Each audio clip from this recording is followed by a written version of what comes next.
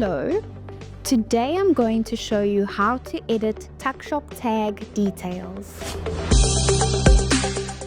Visit money.sticker.co.za and proceed to log in. On the home page, scroll down to Tuckshop tags and select the tag you want to edit.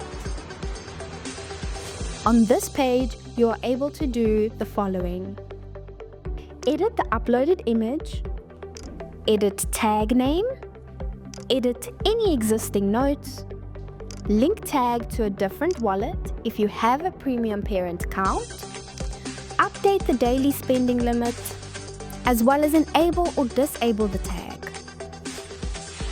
Remember to save any changes before closing the page.